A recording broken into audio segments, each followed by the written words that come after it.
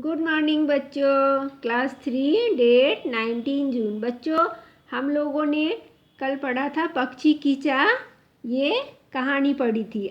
कल हम लोगों ने उसे आधा पढ़ा था, आज हम लोग उसे पूरा कंप्लीट करेंगे। हम लोग यहाँ तक पढ़े थे, कल साफ मना कर दिया था। आज हम लोग पढ़ेंगे।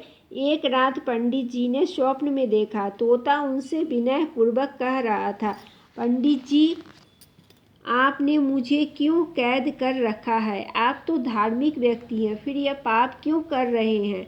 पंडित जी ने उसे समझाया, तुम मुझसे यह बात कह रहे हो जबकि मैं तुम्हें सुरक्षा दे रहा हूँ। क्या तुमने यही बात उस व्यक्ति से कही थी जिसने तुम्हें पकड़ा था और बेच रहा था? तोते ने जवाब दिया, पंडित जी, पक्षी पकड़ना और बेचकर अपना पेट पालना उसकी मजबूरी है।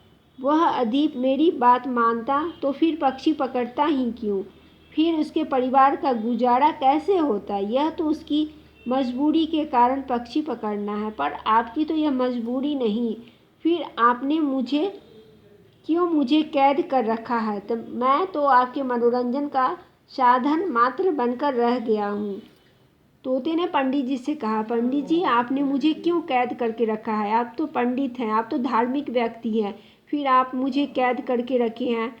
तो तोते को पंडित जी ने समझाया, तुम ये बात उस आदमी को क्यों नहीं समझाए जो तुम्हें बेच रहा था?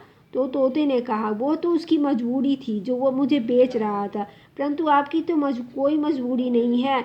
आपका तो मैं एक साधन, मनोरंजन का साधन बनकर रह गया हूँ। ठीक है बच्चों, आज हम लोग यहाँ तक इस कहानी को पढ़ेंगे, कल इसके आगे पढ़ेंगे। ठीक है बच्चों, आप लोग इसे पढ़ेंगे और इसी कहानी से मैं आपको क्वेश्चन आंसर कराऊंगी। ठीक है बच्चों, थैंक यू बच्चों।